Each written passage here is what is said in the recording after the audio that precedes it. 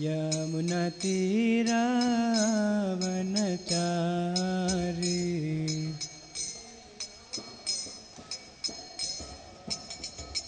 जय राधा माधव कुंज बिहारी।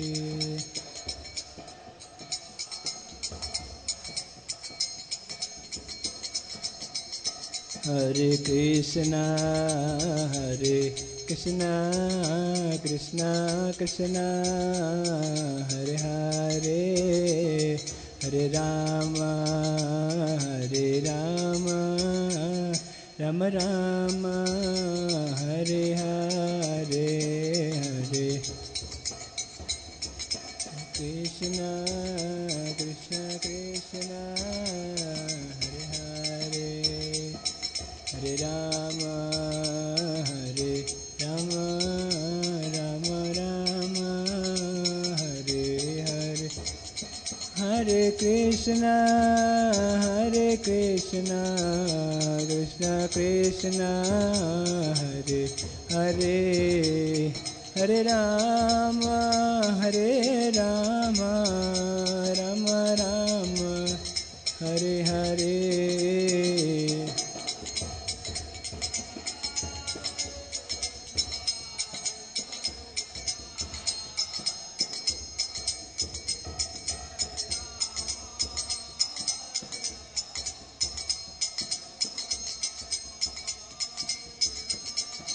हरे कृष्णा कृष्णा कृष्णा हरे हरे, हरे राम राम राम हरे हरे।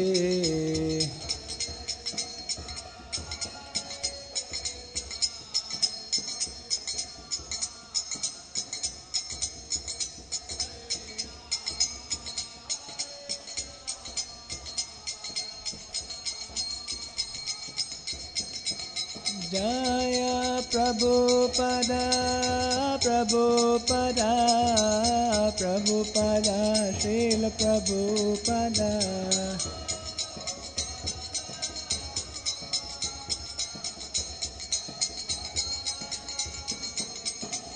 जय जय प्रभुपाद प्रभुपाद प्रभुपाद जय प्रभुपाद।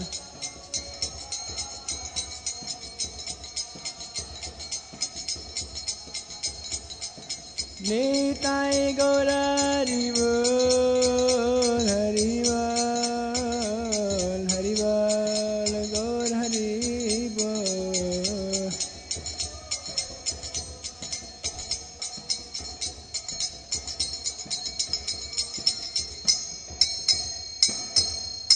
जय Om Vishnupad Paramhansa Parivrajakacharya his divine grace Shri Bhaktivedanta Swami Srila Prabhupada की।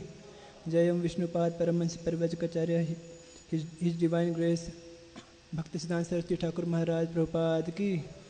श्रील गौर किशोर दास बाबा जी महाराज की। श्रील सच्चिदानंद भक्त विनोद ठाकुर की। वैष्णव सार्वभौम जगन्नाथ दास बाबा जी महाराज की। प्रेम से कहो श्री कृष्ण चैतन्य प्रभु नित्यानंद श्री अद्वैत गदाधर श्रीवासादि गौर भक्त वृंद की।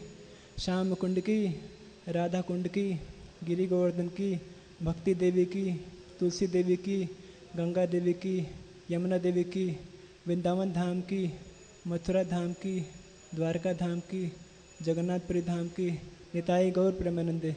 सभी एकत्रित भक्तों की जय जयकार हो, सभी एकत्रित भक्तों की जय जयकार हो, सभी एकत्रित भक्तों की जय जयकार हो। गुरु गौरांग की जय जयकार हो। जगत गुरु शील प्रभुपाद जगत गुरु शील प्रभुपाद की।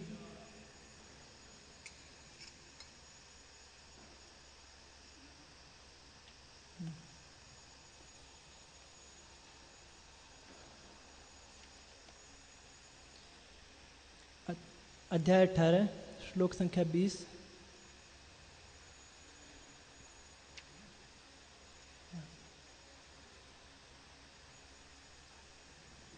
ओम नमो भगवते वासुदेवाय।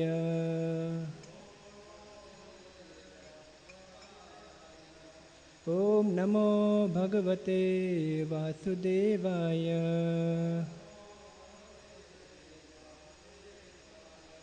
ओम नमो भगवते वासुदेवाय।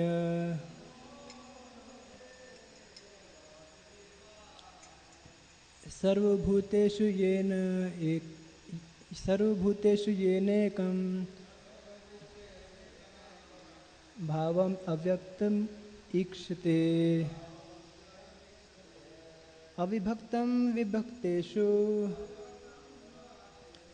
तज्ज्ञानं विद्धि सात्विकम्। सर्वभूतेषु येन एकं भावम् अव्ययम् ईक्षते।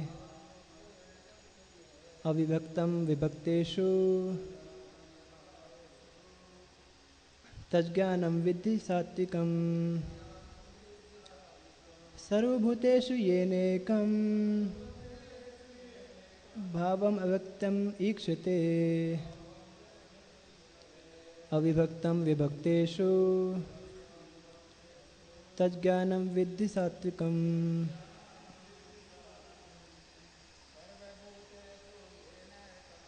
सर्वभूतेषु येनेकं भावम् ईक्षते। अविभक्तं विभक्तेषु तज्ज्ञानं विद्धि सात्विकम्। सर्वभूतेषु येनेकं भावम् ईक्षते। अविभक्तं विभक्तेषु तज्ज्ञानं विद्धि सात्विकम्। सर्वभूतेषु येनेकं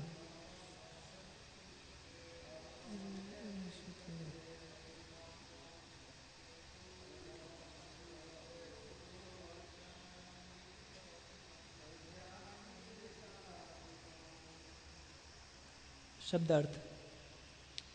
सर्वभूतेषु समस्त जीवों में, ये न जिसमें, एकम एक, भावम स्थिति, अव्ययम अविनाशी, ईक्षते देखता है, अविभक्तम अविभाजित, विभक्तेषु अनंत विभागों में बटे हुए, तत् उस ज्ञानम ज्ञान को, विद्धि जानो, सात्विकम सतोगुणी। अनुवाद तथा तात्पर्य जगतगुरु श्रील प्रभुपाद द्वारा। जगतगुरु श्रील प्रभुपाद की अनुवाद। जिस ज्ञान से अनंत रूपों में विभक्त सारे जीवों में एक ही अविनाशी, एक ही अविभक्त आध्यात्मिक प्रकृति देखी जाती है, उसे ही तुम सात्विक जानो। मेरे पीछे दोहराएंगे। जिस ज्ञान से अनंत रूपों में विभक्त सारे जीवों में एक ही अविभक्त आध्यात्मिक प्रकृति देखी जाती है, उसे ही तुम सात्विक जानो। तात्पर्य जगतगुरु श्रील प्रभुपाद द्वारा। जो व्यक्ति हर जीव में, चाहे वह देवता हो, मनुष्य हो, पशु पक्षी हो या जल जंतु अथवा पौधा हो, एक ही आत्मा को देखता है, उसे सात्विक ज्ञान प्राप्त रहता है। समस्त जीवों में एक ही आत्मा है, यद्यपि पूर्व कर्मों के अनुसार उनके शरीर भिन्न भिन्न हैं, जैसा कि 7वें अध्याय में वर्णन हुआ है। प्रत्येक शरीर में जीवनी शक्ति की अभिव्यक्ति परमेश्वर की परा प्रकृति के कारण होती है। उस एक परा प्रकृति, उस जीवनी शक्ति को प्रत्येक शरीर में देखना सात्विक दर्शन है।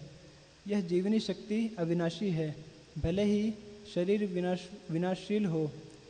जो आपसी भेद है वह शरीर के कारण है।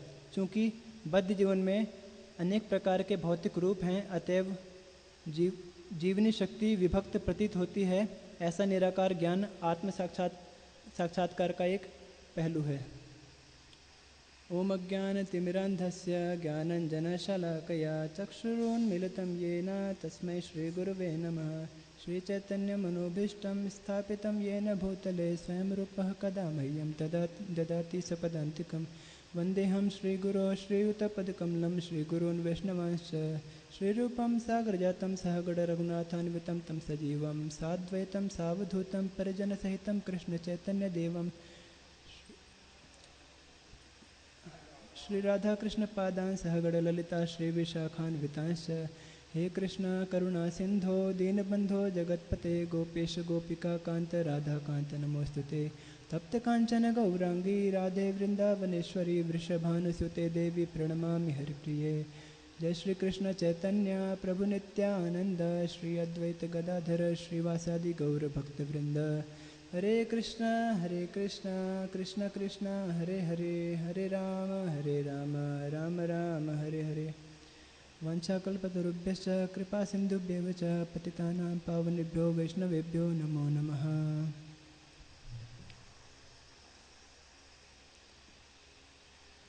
सबसे पहले मैं प्रभु जी से आशीर्वाद की याचना करता हूँ कि पिछली बार उतना अच्छे से नहीं, पिछली बार अच्छे से एक्सप्लेन नहीं कर पाया था मैं। इस बार प्रभु आपसे आशीर्वाद चाहता हूँ जिससे कुछ प्रयास कर सकूँ, जिससे जो भी प्रभुपाद ने बताया है उसको एज इट इज़ बोलने का प्रयास कर सकूँ। और आप भक्तों का धन्यवाद जो आप लोग यहाँ पे आए प्रोत्साहन बढ़ाने के लिए।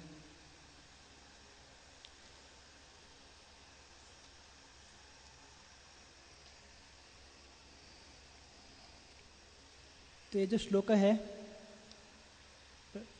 तो हम इस पुस्तक से पढ़ रहे हैं, श्री भगवान ने कहा। तो श्लोका नंबर 20 है, 18वें अध्याय का 20वां श्लोक है, जिसमें सात्विक ज्ञान के बारे में चर्चा हो रही है।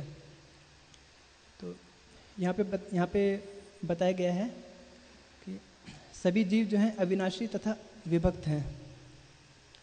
तो यहाँ पे बता रहे हैं कि हर एक व्यक्ति जो है अलग है। जैसे भगवान एक व्यक्ति हैं, उसी तरह हर एक जो जीव है वह भी अलग अलग व्यक्तित्व हैं। तो आगे बता रहे हैं, लेकिन अज्ञान के कारण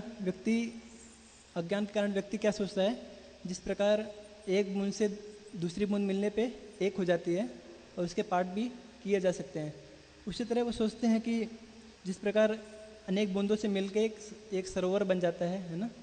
उसी तरह अगर व्यक्ति अज्ञान में स्थित होता है तो सोचता है कि ईश्वर भी इसी प्रकार अनेक जीवों को मिला करके बन जाएगा, और जीव जो अलग हो जाएंगे तो ईश्वर भी अलग हो जाएगा, मतलब ईश्वर भी बढ़ जाएंगे। ऐसा उनका सोचना है अज्ञान के कारण। तो अब चर्चा करेंगे इसको थोड़ा डिटेल में। अब पिछले श्लोक से संबंध इसमें देखेंगे। तो इसमें बता रहे हैं, पिछले श्लोक में भगवान श्री कृष्ण बता रहे हैं इसमें गुणों के भेद के कारण कर्ता, कर्म तथा ज्ञान तीन प्रकार के होते हैं। तो इसमें जब भगवान कर्ता, कर्म तथा ज्ञान की चर्चा कर रहे हैं गुणों के आधार पे अर्जुन से, तो अर्जुन के मन में जिज्ञासा हुई कि सात्विक ज्ञान क्या होता है, वो जानना चाहते थे। अब यहाँ पे बताया जा रहा है कि भगवान जो है सभी जीव के हृदय में परमात्मा के रूप में बैठे हुए हैं, तो वो जानते हैं कि अर्जुन के मन में भी क्या चल रहा है। तो भगवान जो है अर्जुन के मन में, क्योंकि अंतर्यामी हैं, जानते हुए भगवान समझ गए कि अर्जुन क्या जिज्ञासा करना चाहते हैं। तो यहाँ पे भगवान एक्सप्लेन करेंगे कि सात्विक ज्ञान क्या है, उसके लक्षण क्या हैं। तो इस श्लोक में बताया गया है कि जिस ज्ञान के द्वारा सभी प्राणियों में एक ही अविनाशी तत्व दिखाई देता है वह ज्ञान सात्विक होता है। तो जैसे कि भगवद्गीता में एक श्लोक में बताया गया कि पंडितः समदर्शिनः, है ना, सुनि च स्वपाके च पंडितः समदर्शिनः। तो बता रहे हैं पंडित वही है जो चींटी, हाथी, सिंह, सभी मनुष्य में, चांडाल में, सब में एक ही परमेश्वर को दर्शन करता है, भगवान के ही दर्शन करता है।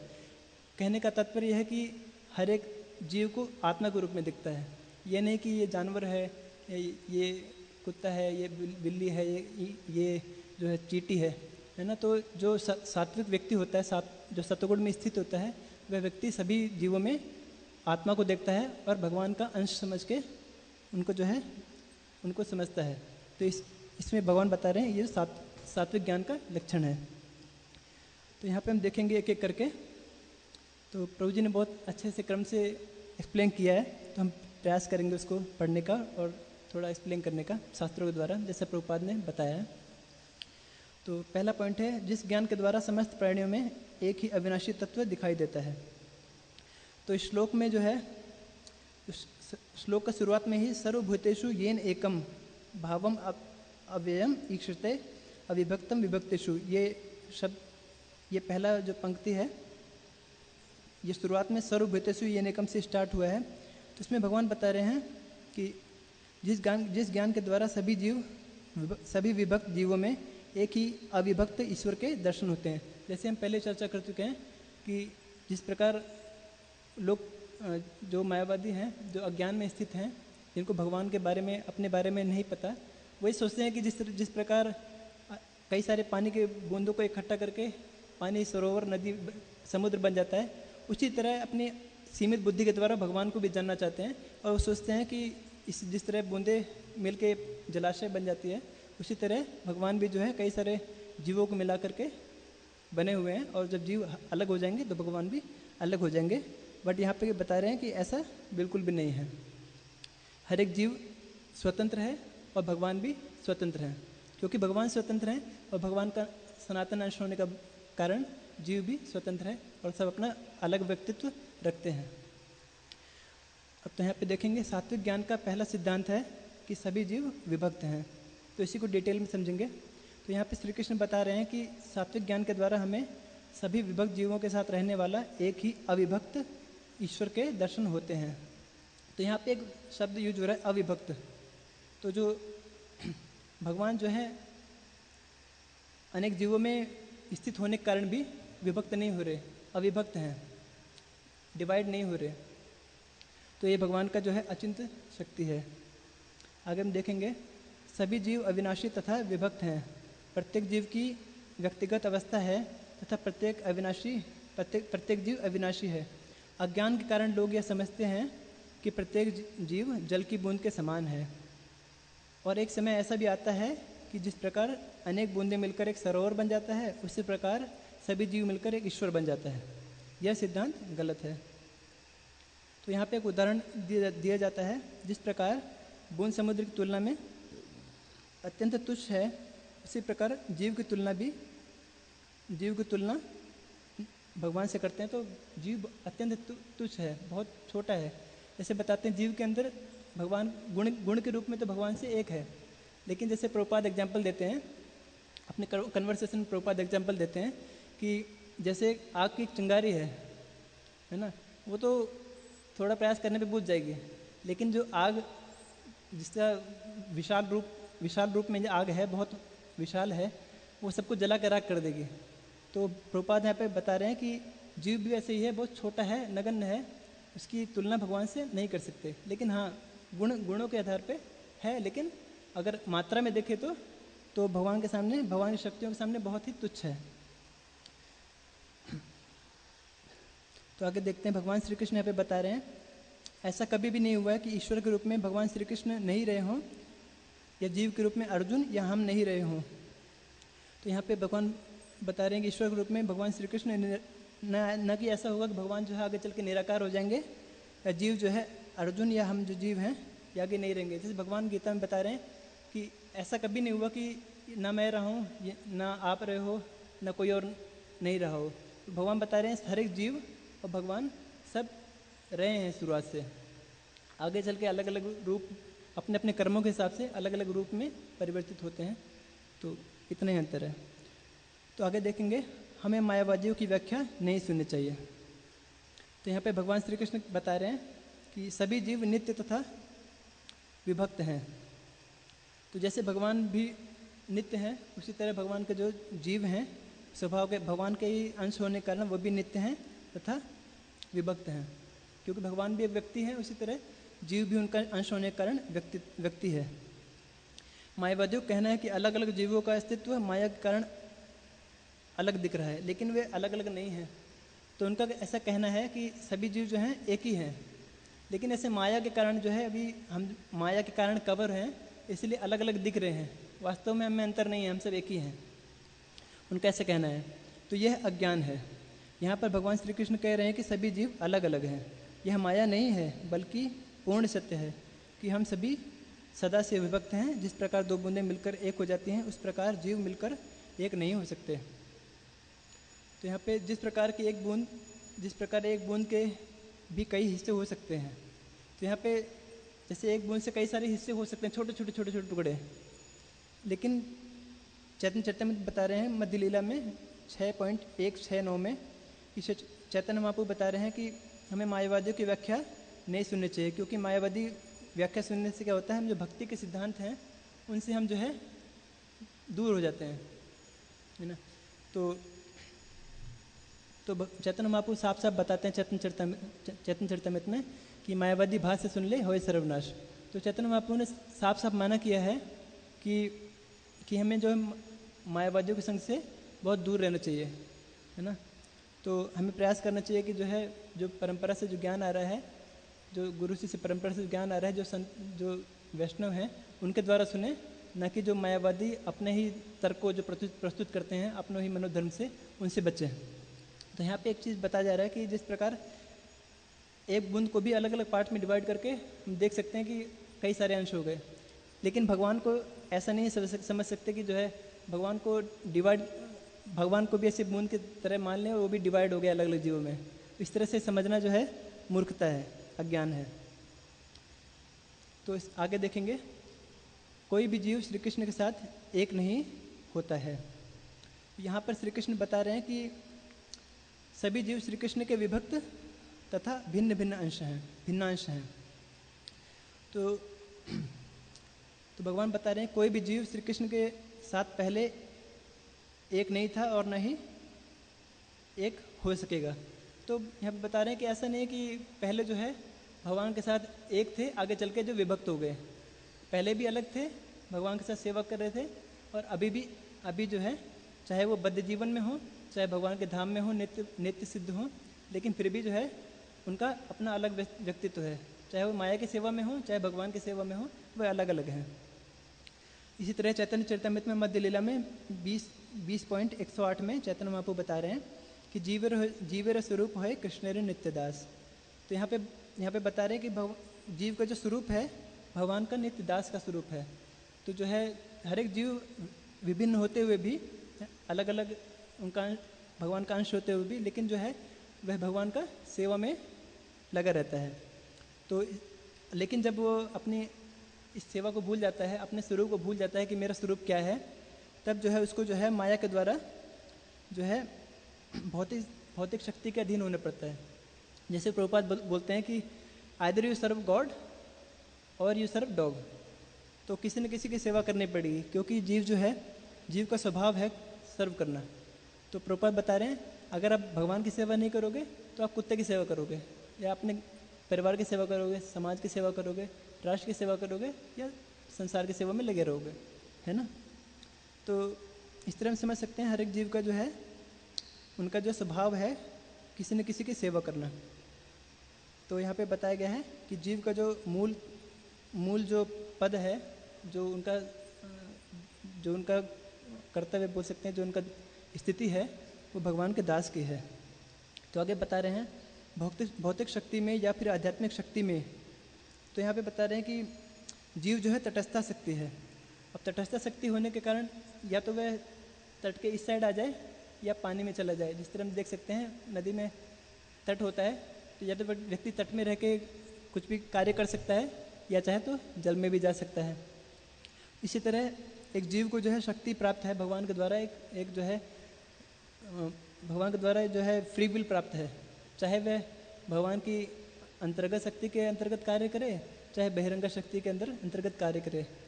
तो बहिरंग शक्ति के अंतर्गत कार्य करने पे इसको जो है इसमें भौतिक जगत में जो है शरीर प्राप्त होते रहते हैं, और जो है अलग अलग कर्मों के हिसाब से कभी उसको जो है नरक में जाना पड़ता है, तो कभी स्वर्ग में, और ये चलता रहता है।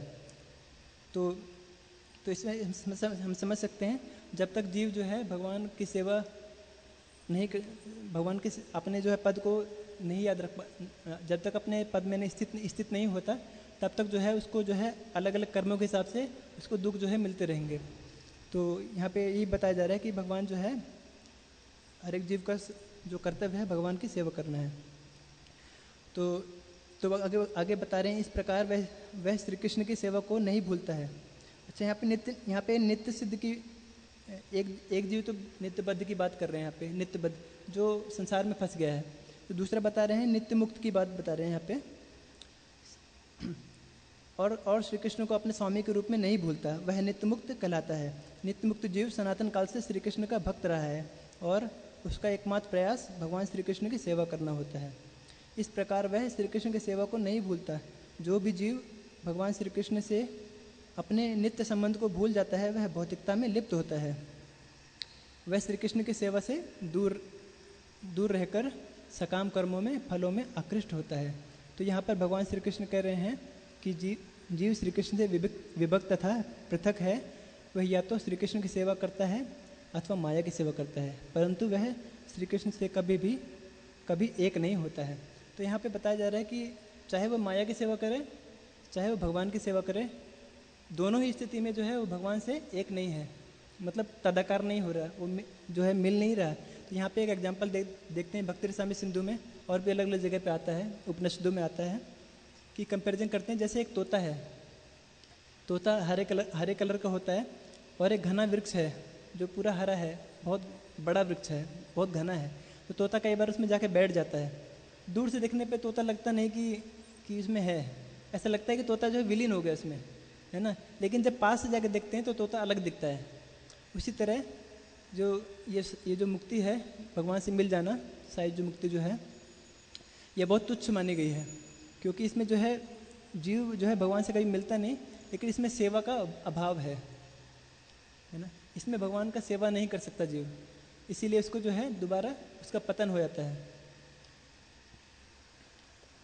क्योंकि जीव का जो है स्वरूप है वह भगवान का सेवा करना है, तो वहाँ पे भगवान की सेवा नहीं होने के कारण उसको जो है वापस आना पड़ता है भौतिक जगत में, और फिर से जो है संघर्ष करना पड़ता है।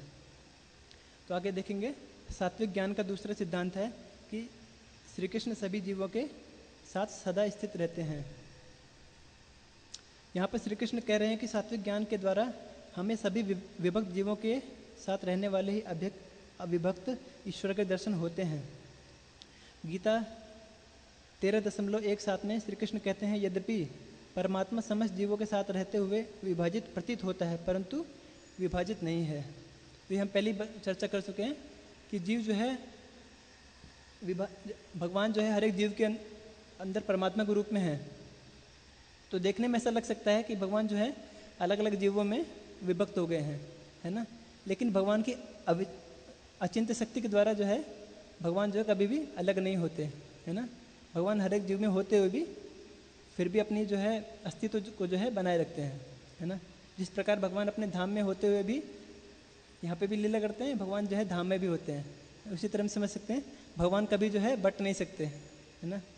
यही अंतर है एक जीव में जो कि तुच्छ भगवान के सामने बहुत तुच्छ है ना। एक जगह पे एक साथ ही रह सकता है, एक साथ दो जगह नहीं रह सकता। और अगर योगी भी हो जाए तो आठ जगह 8 अपने विस्तार कर सकता है, लेकिन उनमें भी एक मुख्य विस्तार होता है और बाकी 7 जो हैं वो मुख्य नहीं होते।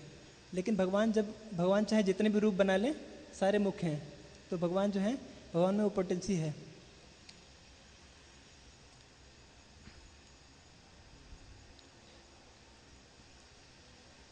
तो यहाँ पे हम देख सकते हैं यह बात समझने की है कि प्रत्येक जीव के साथ श्री कृष्ण परमात्मा के रूप में स्थित हैं, मानो वे विभक्त हों। अभी अपनी अचिंत्य शक्ति के द्वारा भगवान श्री कृष्ण प्रत्येक जीव के साथ अविभक्त होते हुए भी विभक्त के समान स्थित हैं। प्रत्येक जीव को भगवान श्री कृष्ण के हृदय में स्थित होकर आवश्यक स्मृति प्रदान करते हैं। तो यहाँ पे बता रहे हैं कि जैसे कर्म पिछले जन्म में व्यक्ति ने किया है तो भगवान उसको जो है स्मृति देते हैं कि जिससे उसकी जो इच्छा पहले रही है, भगवान ये चाहते हैं कि जो जीव की इच्छा है वह जो है उसको भोगे। तो इसलिए भगवान जो है अगले जन्म में उसको जो है वही चीज़ याद दिलाते हैं, उसकी स्मृति जो है याद दिलाते हैं कि उसकी क्या इच्छा रही थी, इसके लिए उसने दूसरा जन्म लिया है उस इच्छा को पूर्ण करने के लिए। तो भगवान जो है उसकी मदद करते हैं। तो इससे हम समझ सकते हैं कि जैसा जीव चाहता है भगवान जो है वैसा ही उसके लिए उसकी स्मृति देते हैं उसकी।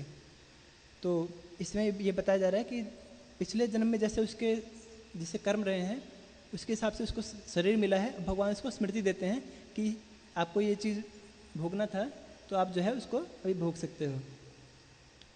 तो इसके द्वारा जो है जीव जो है अपनी अपनी इच्छा की पूर्ति करता है। तो गीता 15.17 में भगवान श्री कृष्ण बता रहे हैं कि वे ही उत्तम पुरुष हैं, क्योंकि वे अविनाशी ईश्वर हैं और प्रत्येक जीव के साथ रहते हुए उनका पालन करते हैं।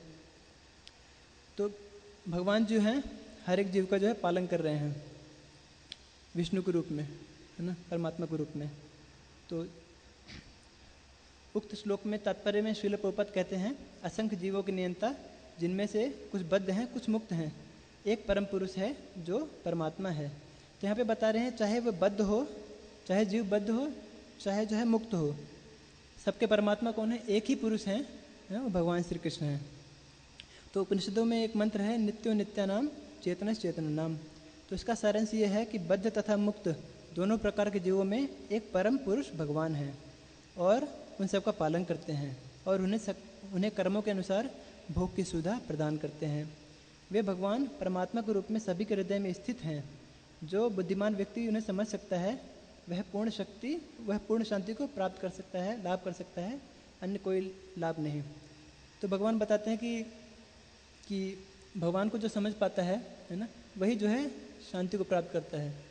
तो बिना भगवान को समझे जो है कोई भी कार्य व्यक्ति कर ले, कुछ भी कर ले, लेकिन अगर भगवान को समझ नहीं पाया है तो जो है शांति प्राप्त नहीं कर सकता। तो आगे हम देखेंगे सात्विक ज्ञान से हमें शांति प्राप्त होती है। तो यहाँ पे भगवान बता रहे हैं कि सात्विक ज्ञान के द्वारा हमें सभी विभक्त जीवों के साथ रहने वाले एक ही अविभक्त ईश्वर अर्थात भगवान श्री कृष्ण के दर्शन होते हैं। तो गीता के 18वें अध्याय के 61 तथा 62 श्लोक में भगवान श्री कृष्ण बताते हैं, ईश्वर अर्थात भगवान श्री कृष्ण सभी जीवों के हृदय में रहते हैं और वे ही अपने से विमुख जीवों को माया के द्वारा भ्रमित करते हैं। तो यहाँ पे जो है बता रहे हैं कि जो जीव जो है भगवान से विमुख है, हो चुके हैं या होना चाहते हैं, तो भगवान जो है उनको उनकी इच्छा को जानते हुए उनको जो है भ्रमित कर देते हैं कि जो आपको ये इच्छा है, आपको ये भोग करना है, तो ऐसी बुद्धि प्रदान करते हैं। तो भगवान जो है, जो व्यक्ति जैसा चाहता है, क्योंकि भगवान जो है ऐसे स्वामी हैं जो अपने सेवक को किसी भी अवस्था में दुखी नहीं देखना चाहते। तो भगवान चाहते हैं कि मेरे सेवक ऐसा चाहता है तो उसको जो है फ्री विल दे रखिए, तो भगवान उसको वैसा सुविधा प्रदान करते हैं, वैसी बुद्धि उसको जो है प्रदान करते हैं। तो उसको जो है वैसी इच्छा प्रदान करते हैं जिससे वह जो है वैसे अपने कर्मों को जो है भोगता है। तो अपने से विमुख जीवों को माया के द्वारा भ्रमित करते हैं। हमें उन्हीं श्री कृष्ण की शरण लेनी चाहिए ताकि उनकी प्रसन्नता से हमारी स्थायी शांति प्राप्त हो। लेकिन जीव चाहे कुछ भी कर ले, चाहे किसी भी स्थिति में स्थित हो जाए, है ना, लेकिन भगवान जैसे बताते हैं कि एग्जाम्पल देते हैं, जैसे कोई एक पुत्र है, वह अपने जो है पिता का नाम से जो है नहीं जानना चाहता, अपने आप को नहीं चाहता कि मेरे को जो अपने पिता के नाम से जाना जाए, है ना, वो अपना खुद की पहचान बनाना चाहता है ना। लेकिन क्योंकि पिता बहुत धनी है, पिता के साथ रहने पे उसको जो है कोई दिक्कत नहीं है, बट यहाँ पे उसको संघर्ष करना पड़ेगा अभी, और कोई संभावना नहीं है कि वो सफल हो ही जाए, है ना। तो बहुत संघर्ष करना पड़ता है, बहुत दुख उसको मिलते हैं। लेकिन एकदम से सिंपल सी बात है, थोड़ा सा बुद्धि लगा के पिता से मिल जाए तो उसको जो है कोई भी संघर्ष नहीं करना पड़ेगा और सुख शांति प्राप्त कर सकता है। उसी तरह हम समझ सकते हैं कि जीव जो है कितने भी संघर्ष करे, कितना भी कुछ कर ले, लेकिन जो है शांति प्राप्त नहीं कर सकता, क्योंकि जो है उसका स्वभाव से विपरीत है वो कार्य। चाहे कुछ भी करे, जब तक भगवान के लिए सेवा नहीं करता, भगवान की प्रसन्नता के लिए कार्य नहीं कर सकता, तो वो कुछ भी कर ले, वह जो इसे कभी भी सुख प्रदान नहीं कर सकता, क्योंकि उसका जो है सनातन जो है कर्तव्य है भगवान का सेवा करना, उसका स्वभाव है। तो यहाँ पे भगवान श्री कृष्ण कह रहे हैं कि सात्विक ज्ञान के द्वारा हम श्री कृष्ण को सभी जीवों के हृदय में स्थित समझकर उनकी शरण लेते हैं और इस प्रकार जीवन में स्थायी शांति तथा जीवन के अंत में भगवान श्री कृष्ण के धाम को प्राप्त कर सकते हैं। तो यहाँ पे एक शब्द बता रहे हैं, स्थायी शांति। तो जो है जीव जब इच्छा करता है भगवान से अलग होकर सुख भोगने का, तो ऐसा नहीं है कि उसको सुख नहीं प्राप्त होता, लेकिन सुख जो है बहुत क्षणिक होता है ना। उस सुख में वो आनंद नहीं है। जैसे बताते हैं कि एक एग्जाम्पल देते हैं, एक भौतिक जगत में सुख वैसे ही है जैसे एक व्यक्ति को जो है उसको पकड़ के सिर को पानी में डुबो दिया जाता है, और जब वो मरने वाला होता है तो उसको जो है निकाल देते हैं। तो उसको लगता है मैं बच गया, तो उसको सुख महसूस होता है कि मरने से बच गया। लेकिन जैसे ही उसको थोड़ा सुख, थोड़ा होश में आता है, उसको फिर डुबो देते हैं। उसी तरह ये जो भौतिक संसार है ये विपत्तियों से हर कदम पे भरा हुआ है। लेकिन माया की जो शक्ति है ना, जो भगवान जीव को भ्रमित क्यों कर रहे हैं? क्योंकि जीव चाहता है। तो भगवान जीव की इच्छा के कारण ही उसको जो है ऐसे भ्रमित करते हैं कि तुम यहाँ पे सुख प्राप्त कर रहे हो, है ना। लेकिन जो है लेकिन भगवान फिर भी हर एक जीव को जो है ऐसा ज्ञान देते हैं कि मेरी ओर वह एक दिन मुड़े जरूर, मुझे जो है याद करे। तो भगवान प्रयास करते रहते हैं कि जीव जो है उनके पास आए।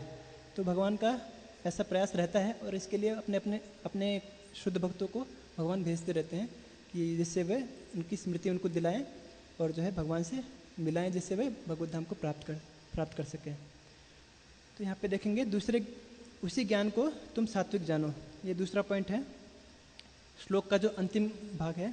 श्लोक में दूसरी शिक्षा के अनुसार शब्द हैं तत् ज्ञानम विद्धि सात्विकम, अर्थात उसी ज्ञान को तुम सात्विक जानो।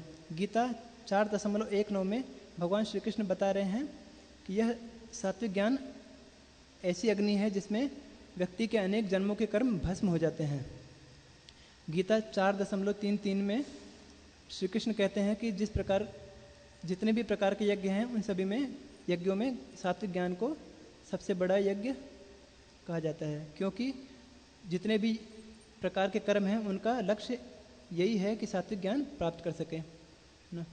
तो यहाँ पे बता रहे हैं कि जो सात्विक ज्ञान है वह ऐसी अग्नि है जो सभी कर्मों के जो बंधन है उनको जो है भस्म कर देती है ना।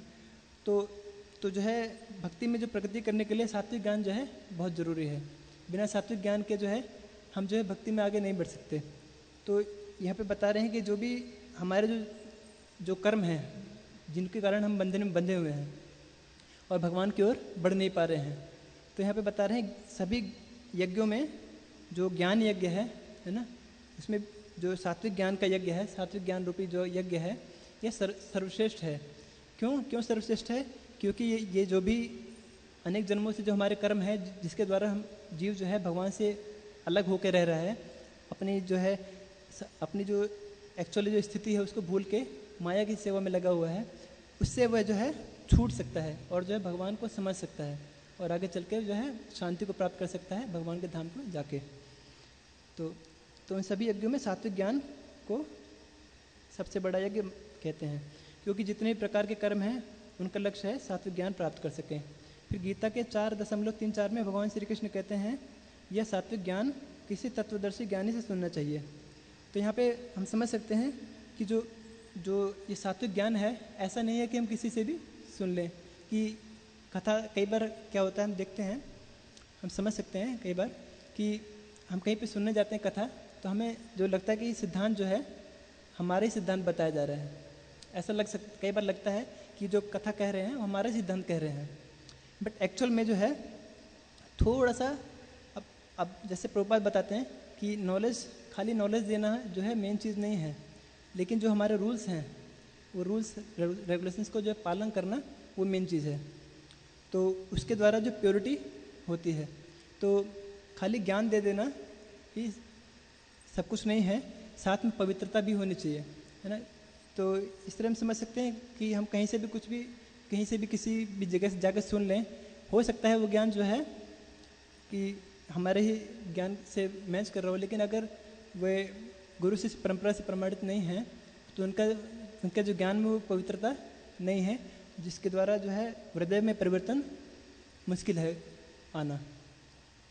तो इस तरह हम देख सकते हैं कि हमें जो है प्रामाणिक स्रोत से ही सुनना चाहिए, तत्वदर्शी ज्ञानी से ही सुनना चाहिए। तो यहाँ पे गीता में 4.35 में भगवान श्री कृष्ण बता रहे हैं कि सात्विक ज्ञान के द्वारा हम अपने समाज परिवार की आसक्ति से मुक्त होंगे तथा इस सात्विक ज्ञान के द्वारा हम सभी जीवों को परमात्मा अर्थात भगवान श्री कृष्ण के ही नियंत्रण में देखेंगे। तो इसमें जैसे हमने पहले चर्चा किया कि जो सात्विक ज्ञान है इसके द्वारा जो है हम सभी को आत्मा के रूप में देखते हैं, है ना। एक अलग अलग पहचान के रूप में नहीं कि जैसे ये शेर है, ये चीता है, ये हाथी है, ये गैंडा है ना, तो ये सुर है या असुर है ना। तो सात्विक ज्ञान बता रहे हैं कि हर एक जीव को जो है भगवान के नियंत्रण में देखना जो है कि भगवान ही जो है सभी जीवों के नियंता हैं और परमात्मा ही हैं, वो सबका पालन कर रहे हैं, इसे ही सात्विक ज्ञान कहते हैं। फिर गीता के 4.38 में भगवान श्री कृष्ण बताते हैं कि सात्विक ज्ञान से अधिक पवित्र कुछ भी नहीं है। तो तात्पर्य में जो उक्त श्लोक के तात्पर्य में भगवान श्रील प्रभुपाद बताते हैं, लिखते हैं, जब हम दिव्य ज्ञान की बात करते हैं उस समय हमारा प्रयोजन आध्यात्मिक ज्ञान से होता है। तो जहाँ पे भी प्रभुपाद बताते हैं दिव्य ज्ञान बोल रहे हैं, तो यानी कि आध्यात्मिक ज्ञान की ही बात कर रहे हैं। निस्संदेह दिव्य ज्ञान के समान उदात्त तो कुछ भी नहीं है। तो दिव्य ज्ञान जो है उसके समान जो है कुछ भी नहीं है। दिव्य ज्ञान ही जो है हमारे लिए बहुत आवश्यक है। अज्ञान ही सारे बंधन का कारण है और ज्ञान हमारी मुक्ति का कारण है। तो इसमें बता रहे हैं कि व्यक्ति जो है बंधन में क्यों फंसता है, क्योंकि जो है ज्ञान के अभाव के कारण तो वह बंधन में फंस जाता है। लेकिन जब उसका जो है अज्ञान दूर होता है तो जो है तो मुक्ति के रास्ते पे अग्रसर होता है। तो जैसे बताते हैं, कृष्ण भूलिया जीव भोग वांछा करे, निकटस्थ माया तारे झापटिया धरे। तो जब भी जीव जो है अपने ज्ञान से हटकर अज्ञान में प्रवेश होता है तो जो है माया जो है निकट ही स्थित होती है, उसको जो है अपने कंट्रोल में ले लेती है और फिर उसे संघर्ष करना पड़ता है। तो गीता के 4.42 में भगवान श्री कृष्ण बता रहे हैं कि हमें इस सात्विक ज्ञान की तलवार से समस्त संशयों का छेदन कर देना चाहिए तथा इस प्रकार भगवान श्री कृष्ण की शरण लेनी चाहिए। तो यहाँ पे भगवान बता रहे हैं कि जो सात्विक ज्ञान की तलवार है, इसके द्वारा जितने भी संशय हैं, है ना, उनका छेदन करके भगवान श्री कृष्ण का ही शरण लेना चाहिए, जो कि जो है हमारे जीवन का चरम लक्ष्य है। तो यहाँ पे जो है प्रभुपाद एक बंगाली पद्य में बता रहे हैं कि इसमें बता रहे हैं कि हे अर्जुन, जिस ज्ञान के द्वारा व्यक्ति विभिन्न जीवों में एक श्री कृष्ण को देखता है वह सात्विक ज्ञान है। इस ज्ञान के द्वारा व्यक्ति मेरी शरण लेता है, अतः तुम मेरी शरण लो। तो इस पूरे श्लोक में हम देखेंगे तो जो है यही बताया गया है कि जीव जो है भगवान का जो है एक अंश है, अविनाशी अंश है, और जो है वो भी जो है अपनी अलग पहचान रखता है, अलग व्यक्तित्व है भगवान के समान। जैसे भगवान का अलग व्यक्तित्व है उसी तरह जीव का भी अलग व्यक्तित्व है। और जो है भगवान जो है कभी भी विभक्त नहीं हो सकते, कि जिस प्रकार पानी की बूंदों को विभक्त करने से अलग हो जाते हैं, उसी तरह ऐसा नहीं है कि भगवान जो है कि भगवान को विभक्त किया जा सकता है अलग अलग जीवों में, है ना। तो अलग अलग जीवों में भगवान परमात्मा के रूप में स्थित होते हुए भी अपनी अचिंत्य शक्ति से, क्योंकि भगवान है, परम भगवान है, वह जो है समान रूप से जैसे पहले थे वैसे ही बने रहते हैं। और जो है और इसमें ये भी हम समझ सकते हैं कि जो है किस प्रकार हम शांति प्राप्त कर सकते हैं। तो भगवान के शरण में ही जाकर हम जो है शांति प्राप्त कर सकते हैं। और इस तरह से हम समझ सकते हैं कि जीव का जो स्वभाव है ना, भगवान की सेवा करना है, जिसके द्वारा वह शांति को प्राप्त कर सकता है और भगवत धाम को प्राप्त कर सकता है। इतना ही कहना चाहेंगे। हरे कृष्ण। मुझे आप बताना चाहेंगे कुछ?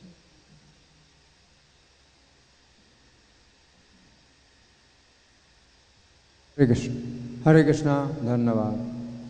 वो वाला माइक दे दो।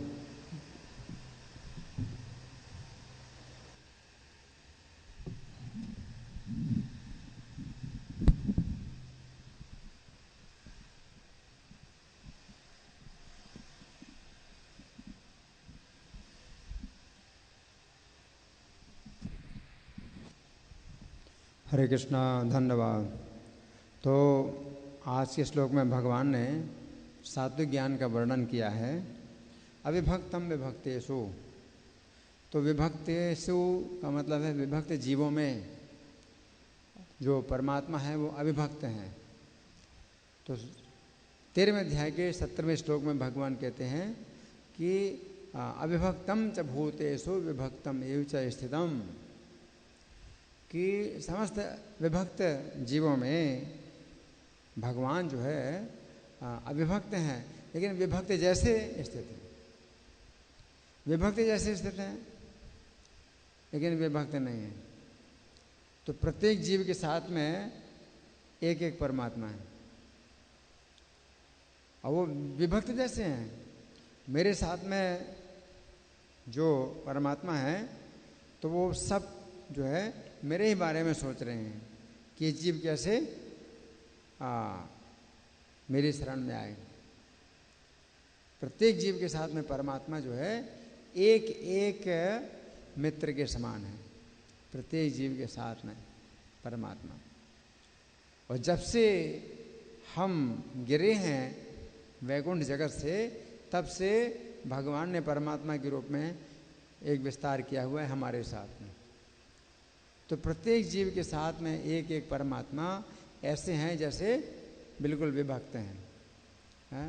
तो मेरे कर्मों पर विचार करते हैं, वो मेरे साथ में जो परमात्मा मेरे कर्मों में विचार करते हैं और मेरे सुहृद हैं, मेरे हित के लिए सोचते हैं कि किस प्रकार से जीव मेरी तरफ उन्मुख हो जाए, है ना। और लेकिन नहीं होना चाहता, मेरे सम्मुख नहीं होना चाहता है, तो ठीक है, ये जो है अपना प्रयास कर ले इस भौतिक जगत में सुख भोगने का, ठीक है, मैं इसको जो है अनुमति देता हूँ, अनुमता। तो प्रत्येक जीव के साथ में एक एक परमात्मा जो है पूरा अपना जो एकाग्रता है वो उस जीव के साथ में रखे हुए हैं। इतने मतलब वो जीव के साथ में मतलब जुड़े हुए हैं, हितैषी हैं कि कोई सोच नहीं सकता है इनके साथ में जो परमात्मा वो इनके ही हित के बारे में सोच रहे हैं दिन रात। ये सो जाते हैं, वो जागते हैं, इनके हित के बारे में सोच रहे हैं, कैसे हित होगा इनका।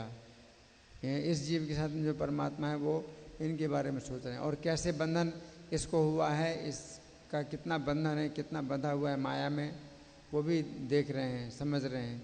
और ये कितना छूटना चाहता है, कितना नहीं छूटना चाहता है, वो भी देख रहे हैं। उसके अनुसार इसकी सहायता कर रहे हैं।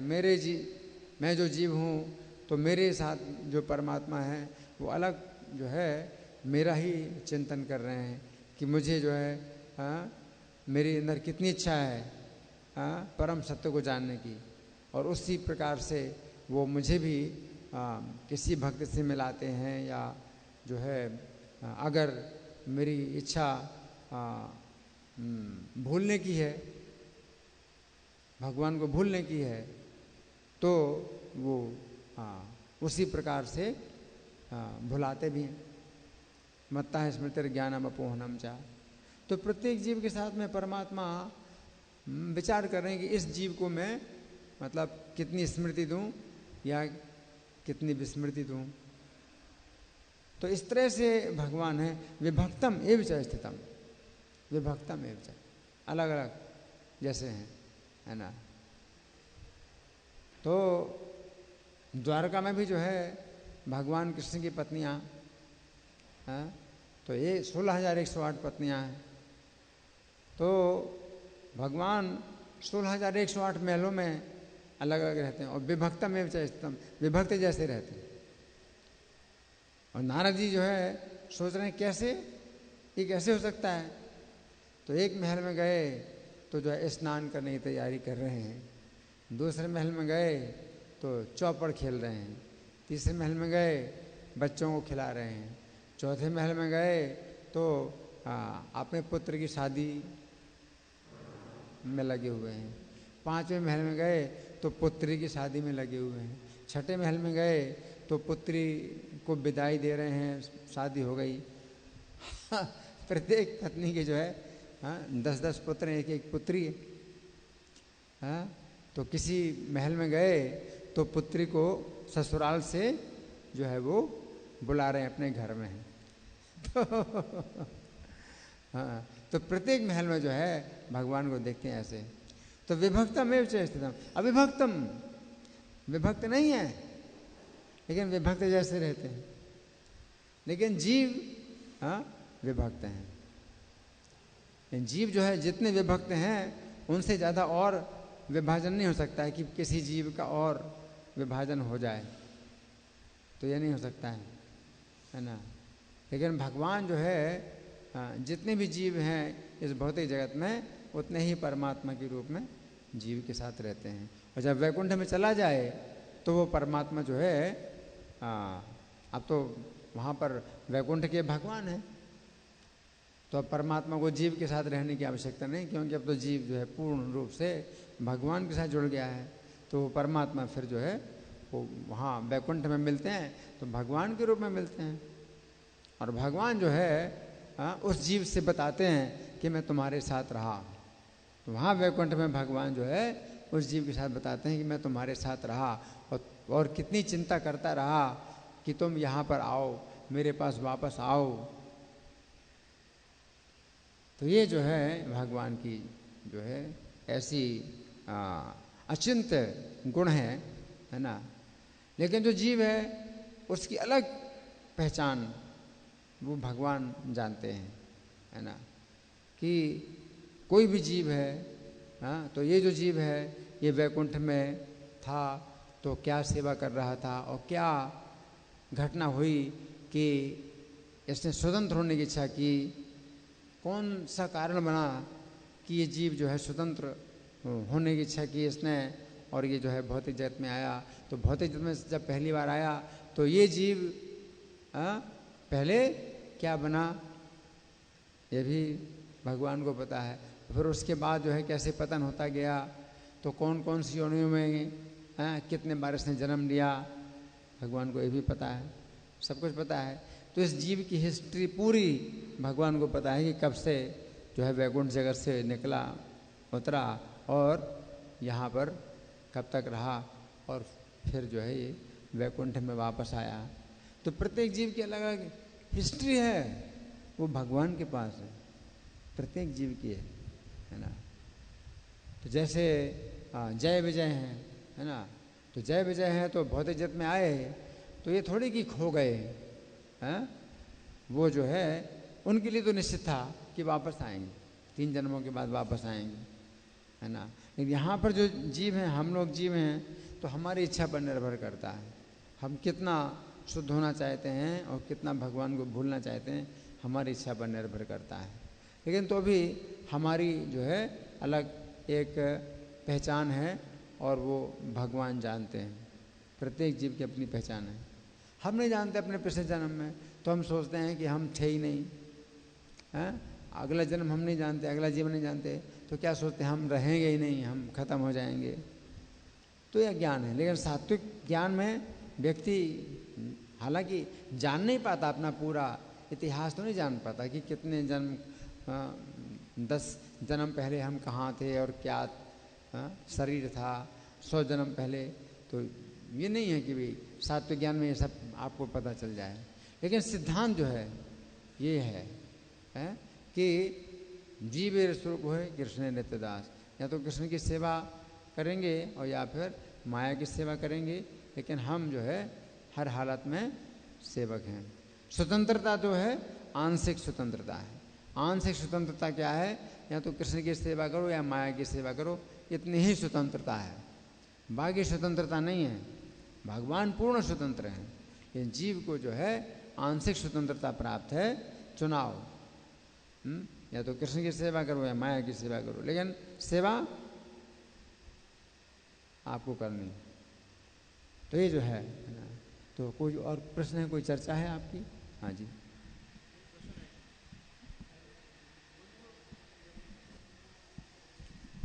तो जैसे आपने बताया परमात्मा सबके साथ होते हैं, सब जीवों के साथ परमात्मा होते हैं, तो वो जितने भी मतलब कर्मी लोग हैं, नॉन डिवोटीज, सबके साथ होते हैं। और जीव जंतु हैं जैसे पेड़ पौधे वगैरह या जानवर वगैरह, सबके साथ परमात्मा होते हैं, उनका सबका हित सोचते हैं भगवान। चाहे जैसा मर्जी कोई गंदा काम भी कर रहे हो, कर्मी लोग जैसे उल्टे सीधे काम करते हैं, जो गलत काम भी करते हैं लोग, उनके लिए भी भगवान उनका हितैषी मतलब सही सोचते हैं उनके लिए। परमात्मा है उपद्रष्टा अनुमंता। जो पाप कर्म हो रहे हैं तो उसकी भी अनुमति दे रहे हैं परमात्मा, लेकिन इस शर्त पर अनुमति देते हैं कि तुम जो कर रहे हो इसका जो फल है वो तुम जिम्मेदार हो, इसके फल भोगने की जिम्मेदार तुम हो। भगवान जो है विवश नहीं कर रहे हैं जीव को कि मेरी शरण में आओ। कृष्ण ही कहते हैं कि मेरी शरण में आओ, लेकिन मैं तुम्हारे हित के लिए बता रहा हूँ, और तुम्हारी अगर इच्छा हो तो करो, और नहीं तो हाँ तुमको जो है तुम नष्ट हो जाओ। तुम्हारी इच्छा है ना, यथेच्छसि तथा कुरु, जैसे चाहो वैसा करो। हाँ, यदि ज्ञानम आख्यातम गुह्यात गुह्यतरम मया। तो प्रत्येक जीव के साथ में है भगवान। हाँ, नरक में भी भगवान साथ में रहते हैं जीव के, है ना, लेकिन बिल्कुल अलग हैं। इसलिए कहा कि प्रत्येक शरीर जो है वृक्ष के समान है, जिसमें दो पक्षी रहते हैं। एक पक्षी जो है केवल देखता है, दूसरे पक्षी को देखता है, और जो दूसरा पक्षी है वो वृक्ष के फल खाता है ना। तो आपने कर्म का जो बीज बोया है, उससे जो वृक्ष बना है, उससे जितने भी फल हैं सब आपको ही खाने पड़ेंगे। और पूरा कड़वा आपने वृक्ष लगाया है, तो जितने भी फल हैं सब आपको ही खाने पड़ेंगे, कड़वे कड़वे। तो नरक में भी होता है, एक पाप कर्म किया तो वो जो बीज बन करके वो वृक्ष बन जाता है, तो नरक में फिर कितनी यातनाएं भोगनी पड़ती हैं। तो वो जो है सब कड़वा फल है, एक एक करके सब कड़वा फल खाना पड़ेगा। आपने वो बीज बोया है। भौतिक संसार में ऐसा नहीं होता है, बीज बोने वाला कोई होता है वो थोड़ी फल खाता है, हो सकता है उसको एक भी फल ना खाने को मिले, है ना, दूसरे लोग थोड़े। लेकिन यहाँ नहीं है, आपने बीज बोया है तो उसकी जितनी फसल होती है वो पूरी आपको ही काटनी पड़ेगी, आपको ही खाना पड़ेगा। परमात्मा साथ में रहते हैं, लेकिन परमात्मा जो है तब जीव को गाइडेंस देते हैं जब वो चाहता है कि मुझे सही दिशा मिले, जहाँ कि मैं दुखों से हमेशा के लिए छूट जाऊं। मैं परम सत्य को जानना चाहता हूँ, है ना। लेकिन अगर अपने को धोखा देना चाहता है कि भाई अगर कोई हमें बताए कि हम भगवान हैं, तो जो है वो ज़्यादा फायदा है। अगर हम भगवान के दास बने तो उससे जो है फिर फायदा नहीं हमारा। तो अगर इस तरह से वो सोचता है तो फिर भगवान जो है उसको ऐसा ही लोगों से मिलाते हैं, और उसको जो है ऐसे धोखेबाज मिलते हैं जो कि उसको धोखा देते हैं। और वो कहते हैं कि ठीक है 6 महीने में तो भगवान बन जाओगे, मुझे पैसा दे दो, एक मंत्र दे देता हूँ, 6 महीने में भगवान बन जाओगे। तो आपकी इच्छा है अपने को धोखा देने की, तो भगवान जो है धोखेबाज से आपको मिला देते हैं। तो लेकिन भगवान की जो है जो इच्छा है, अपनी इच्छा यही है कि ये जीव जो है कब सोचेगा कि मुझे सुख नहीं मिल रहा, मुझे दुख मिल रहा है, सही दिशा क्या है सुख की। जैसे ही आपकी इच्छा होती है कि सुख की सही दिशा कहाँ है, तो भगवान जो है उसको साधु से मिला देते हैं। तो भगवान जो है हितैषी हैं, प्रत्येक जीव के साथ में एक एक परमात्मा के रूप में हैं। धन्यवाद। ग्रंथराज श्रीमद् भगवद गीता की जय, श्रील प्रभुपाद की जय, राधा पार्षार्थी ललिता विशाखा गौर निताई, सीताराम लक्ष्मण हनुमान की जय हो।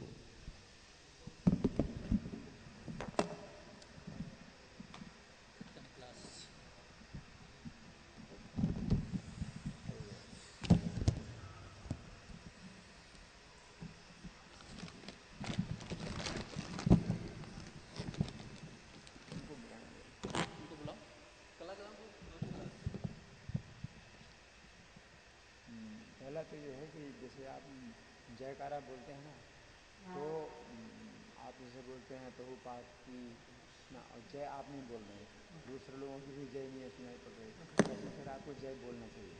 और दूसरे लोग जय बोल रहे हैं तो आप मत बोलिए, तो ऐसे ही करना है। फिर जो वांछा का श्लोक जो है इसमें इसके अनुसार जो है वो मतलब आपने अलग बोला, लास्ट में बोला, तो कोई